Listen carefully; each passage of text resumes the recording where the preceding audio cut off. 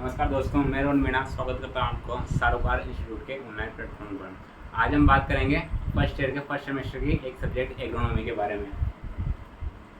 इसका कोड होता है एग्रोन 111। इसका टाइटल है फंडामेंटल्स ऑफ एग्रोनॉमी। 4 क्रेडिट के अपने सब्जेक्ट है, 3 होते हैं इसमें थ्योरी के और 1 होता है प्रैक्टिकल का। ठीक है, अब हम इसके टॉपिक्स के बारे में बात करते हैं। पहला टॉपिक है अपना agriculture definition and importance. Agriculture इसकी डेफिनेशन परिभाषा के बारे में अपन को देखना है और इसका क्या महत्व होता है उसके बारे में अपने को देखना है। मतलब जैसे कि कच्चे औद्योगिक क्षेत्रों में कच्चे माल का करवाते हैं। एग्रोनॉमी इसका मीनिंग और स्कोप के बारे में देखना है अपने को, क्या क्या इसके क्षेत्र होते हैं, कौन कौन से कहाँ आप लोग इसमें जा सकते हैं। Types of seeds, dormancy of seeds, इसके बारे में हमने देखना है। 5 प्रकार के जो सीड होते हैं उसके बारे में देखना है। क्या क्या उनमें सुष्टता के कारण होते हैं, कैसे कैसे उसको दूर कर सकते हैं अपने, उसके बारे में अपने को इसमें देखना है। विएबिलिटी ऑफ सीड्स और seeds treatment. Viability of seeds का मतलब होता है उसकी जीवन क्षमता, मतलब किन किन परिस्थितियों में सीड जर्मिनेट हो सकता है, उसके बारे में अपने को इसमें देखना है। और सीड ट्रीटमेंट उपचार के बारे में देखना है, जिसके मतलब वो किसी कीटों से या फिर किसी रोग से जर्मिनेट होने से पहले उसको बचाया जा सके, उसके बारे में अपने को इसमें देखना है। उसके बाद आता है सोविंग मेथड्स, बुआई की विधियाँ, उसके क्या डेप्थ कितनी गहराई रखते हैं अपन, प्लांट डेंसिटी कितनी, उसको पौधे से पौधे की दूरी या फिर रो से रो की दूरी दूर करते हैं, उसके बारे में अपन इसमें देखेंगे। अगला आता है अपने नर्सरी बेड और ट्रांसप्लांटिंग। मतलब जैसे कि धान की बात करें अपन तो धान के लिए जो नर्सरी लगाते हैं उसके, और ट्रांसप्लांटिंग मतलब पुनर्रोपण, पौध का पुनर्रोपण करते हैं अपन, उसके बारे में इसमें देखेंगे हम। उसके बाद में 7वां टॉपिक आता है अपना क्रॉप डेंसिटी और जियोमेट्री। मतलब पौधे से पौधे की दूरी या फिर कतार से कतार की दूरी क्या रखते हैं। और जियोमेट्री में 2 प्रकार से होता है ये, एक तो मतलब एक पौधे से दूसरे पौधे की दूरी, उसके बारे में देखना है। और दूसरा प्रकार होता है इसमें एक जो पौधा है उसके आसपास कितना क्षेत्र की उसको रिक्वायरमेंट है। जब वो उसकी शाखा ग्रो होगी तो उसको कोई दिक्कत नहीं होगी, उसके फल फ्रूट जो उसके लगेंगे उसमें उनको तोड़ने में कोई दिक्कत नहीं होगी। उसको कितने जगह की जरूरत होती है उसके बारे में इसमें देखेंगे। अगला अपना आता है 8वां टॉपिक है ऑप्टिमम प्लांट पॉपुलेशन। मतलब किस क्षेत्र के लिए उस प्लांट को अपन एक निश्चित क्षेत्र में कितनी उसकी जनसंख्या को अपन रोपित कर सकते हैं, उसके बारे में इसमें देखेंगे। अगला आता है टिलेज मतलब भूपरिष्करण। इसकी डेफिनेशन टाइप्स देखना है अपने को, और मिनिमम और नो टिलेज के बारे में अच्छे से विस्तार से पढ़ेंगे अपन इसमें। ठीक है, अगला आता है टिल्थ। अपन जो टिलेज करते हैं मतलब भूपरिष्करण करते हैं, इसका परिणाम होता है क्या, टिल्थ। मतलब भूमि की उसके बाद जो अवस्था होती है उसे टिल्थ बोलते हैं। इसकी परिभाषा और कैरेक्टरिस्टिक्स ऑफ टिल्थ, इसके बारे में हम देखेंगे इसमें। ठीक है, अगला आता है crop nutrition, essential nutrients classification. Essential nutrient कितने होते हैं, 17 होते हैं, उसके बारे में अपन थोड़ा सा ऊपर से अपने को इसमें देखना है। ठीक है, न्यूट्रिएंट मोबिलिटी क्या होती है, इसका मतलब अपने समझने के लिए लिख सकते हैं मूवेबिलिटी। ठीक है, मूवेबिलिटी अपन इसमें समझने के लिए अपन इसमें लिख सकते हैं। आपने जेट के लिए आपने पढ़ा होगा, उसमें आया होगा पौधे में कौन कौन से जो चालक न्यूट्रिएंट होते हैं या फिर मृदा में कौन कौन से चालक न्यूट्रिएंट होते हैं, उसके बारे में आपने पढ़ा होगा, वही इसमें आएगा। अगला आता है अपने functions and deficiency symptoms of primary nutrients. Primary nutrients क्या होते हैं, N, P और K, ये 3 ही होते हैं, इनके बारे में अपने को देखना है इसमें। इस सेमेस्टर में केवल 3 के बारे में देखना है, बाकी के अगले इसमें हम देखना है। इसके बाद आता है मैन्यूर्स। इसके टाइप्स क्या होते हैं, न्यूट्रिएंट कंटेंट, इसके बारे में अपने को देखना है। मतलब खाद, मैन्यूर्स मतलब खाद कौन कौन से होते हैं, तो ग्रीन मैन्यूर होता है, कंपोस्ट होता है, कंपोस्ट मतलब जो केचुए से बनाया गया है वो होता है। इसके बाद आता है फर्टिलाइजर और INM। फर्टिलाइजर आप जानते हो उर्वरक जो कारखानों में बनाए जाते हैं, और एक होता है INM, जिसे आपने बहुत सी पर पढ़ा होगा अपने पावर में भी, जेट में भी। एक होता है IPM को आप जानते हो, इंटीग्रेटेड पेस्ट मैनेजमेंट, एंटोमोलॉजी में आप इसे पढ़ते हो। इसके जैसा एक होता है इंटीग्रेटेड न्यूट्रिएंट मैनेजमेंट, जिसे अपने उर्वरक को किस हद तक अपन अपने को यूज करना चाहिए, उसके बारे में ये है। ठीक है, अगला आता है न्यूट्रिएंट यूज एफिशिएंसी। उर्वरक को अपन दे रहे हैं फसल को, तो वो कितना अपन दे रहे हैं और कितना वो उसके उपयोग में ले रही है। या फिर अगर वहाँ पर भीड़ है जैसे कि, तो अपन अगर न्यूट्रिएंट का छिड़काव कर रहे हैं अपन, तो वो अगर वहाँ पर वीड उपलब्ध है तो वो भी अवशोषित करेंगे उसको, उस न्यूट्रॉन को, तो वो अपन इसमें देखेंगे। इरिगेशन, डेफिनेशन और ऑब्जेक्टिव्स के बारे में देखेंगे अपन, सिंचाई के बारे में अध्ययन करेंगे इसमें। वाटर रिसोर्सेज क्या क्या है इंडिया में और राजस्थान में, उसके बारे में अपन देखेंगे, ठीक है। उसके बाद आता है soil moisture contents and theories और सॉइल वाटर अवेलेबिलिटी, मतलब जो नमी होती है पौधे के अंदर, मृदा के अंदर, उसके बारे में अपन इसमें देखेंगे, ठीक है। क्रॉप वाटर रिक्वायरमेंट और factors affecting it. Crop water requirement का मतलब है यह क्रांतिक अवस्थाएँ कौन कौन सी होती हैं, उसमें अपन उसको वो जल उपलब्ध करवाते हैं, सिंचाई देते हैं उसको। शेड्यूलिंग ऑफ इरिगेशन, किस किस टाइम पर अपन को उसमें पानी देना चाहिए, इसका meaning, different approaches of scheduling, इसके बारे में अपन इसमें देखेंगे। सरफेस मेथड ऑफ इरिगेशन, इसके जो मेथड्स होते हैं इरिगेशन के, उसके बारे में देखेंगे अपन। तो सतह जो विधि होती है वो, border, furrow, check, basin methods, इसके बारे में अपन इसमें देखेंगे, ठीक है। स्प्रिंकलर और डीप, इससे है ना पेपर में बहुत इंपॉर्टेंट और बड़ा क्वेश्चन आते हैं इससे।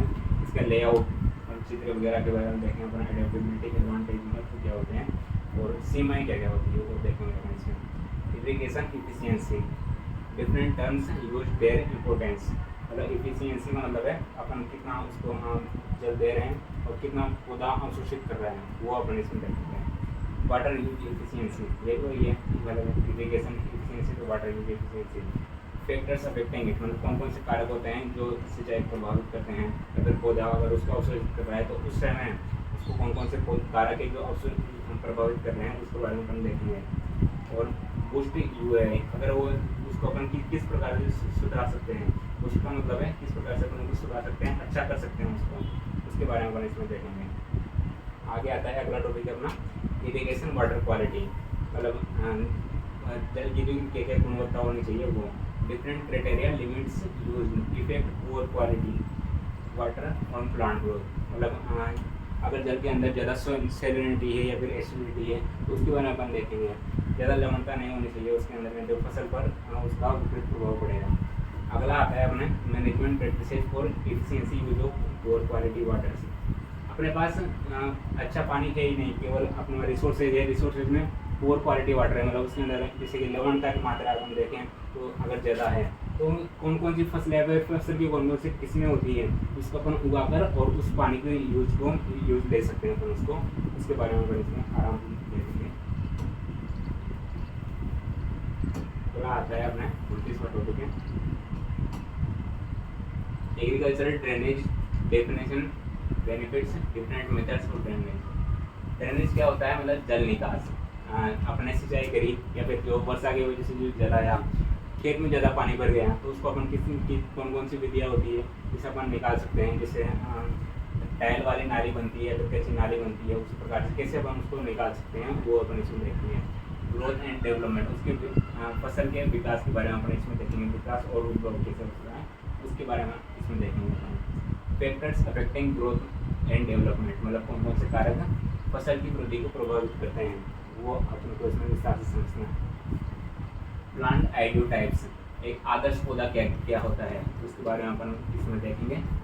आदर्श पौधा मतलब कम से कम रिसोर्सेज में अच्छा से अच्छा उत्पादन दे सके, वो होता है। इसके बाद अगला आता है crop rotation and its principle, फसल चक्र क्या होता है।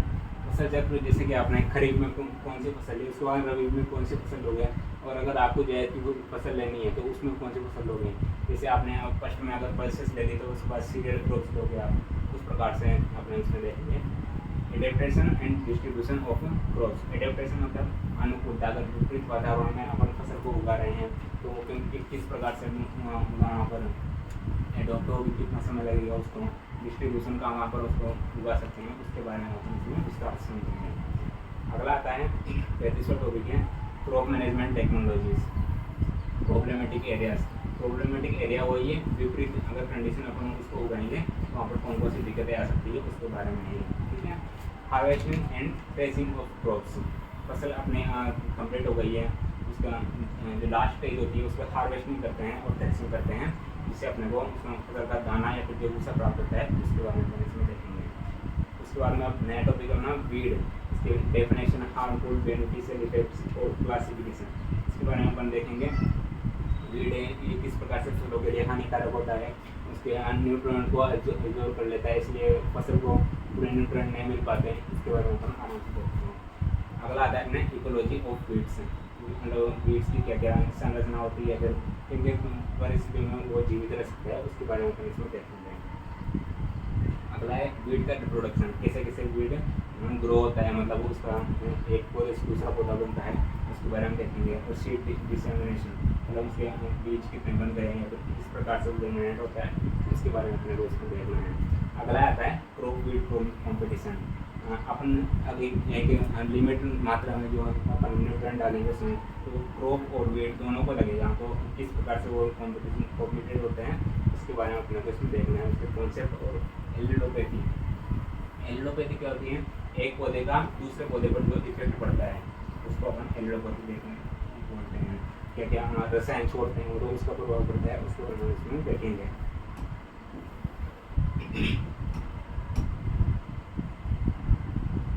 Concept of weed prevention, eradication और वीड कंट्रोल। वीड प्रिवेंशन मतलब उसकी रोकथाम और नष्ट करने के लिए अपन क्या क्या कर सकते हैं, उसके बारे में अपन इसमें देखेंगे। फिजिकल एंड कल्चरल मेथड्स, मतलब भौतिक और जो वो होते हैं कल्चरल मेथड्स, इसके बारे में अपन इसको देखेंगे। वीड को रोकने के लिए क्या क्या होते हैं। केमिकल और बायोलॉजिकल मेथड्स, उसके बाद में आता है इंटीग्रेटेड वीड मैनेजमेंट, जिसे अपन ने अभी INM देखा, IPM के बारे में बात की अपन ने। उसी प्रकार से होता है IWM, मतलब इंटीग्रेटेड वीड मैनेजमेंट है। इसके मैनेजमेंट के लिए अपन जो रसायन यूज़ करते हैं अपन उसको किस हद तक अपन उपयोग करें, उसके बारे में अपने को थोड़ा सा इंट्रोडक्शन देखना है अपने को, ठीक है। उसके बाद में इंट्रोडक्शन टू हर्बिसाइड्स, एडवांटेज और लिमिटेशन हर्बिसाइड यूजेज। ये जो शाकनाशी होते हैं, मतलब पौधों को नष्ट करने वाले जो रसायन होते हैं, उनका किस प्रकार से अपने उपयोग करते हैं, उसके बारे में अपन इसमें विस्तार से देखेंगे। अगला है क्लासिफिकेशन ऑफ हर्बिसाइड्स, कौन कौन से प्रकार के शाकनाशी होते हैं, उसके बारे में अपन इसमें देखेंगे। हर्बिसाइडल सेलेक्टिविटी एंड रेसिस्टेंस, किस फसल के लिए अपने को कौन से शाकनाशी का उपयोग करना है, उसके बारे में अपन देखेंगे। चौड़ी पत्ती वाला या फिर सकड़ी पत्ती वाला, उस हिसाब से अपन इसमें देखेंगे। लास्ट टॉपिक अपना एलिडोपैथी, एक पौधे का दूसरे पौधे पर जो प्रभाव पड़ता है वो अपने पहले भी देखा था, वो यही है, ठीक है। तो ये अपना जो सिलेबस एनालिसिस कंप्लीट होता है, कल से अपन डेली जो क्लासेज हैं वो स्टार्ट कर देंगे और फर्स्ट टॉपिक से स्टार्ट करेंगे, ठीक है।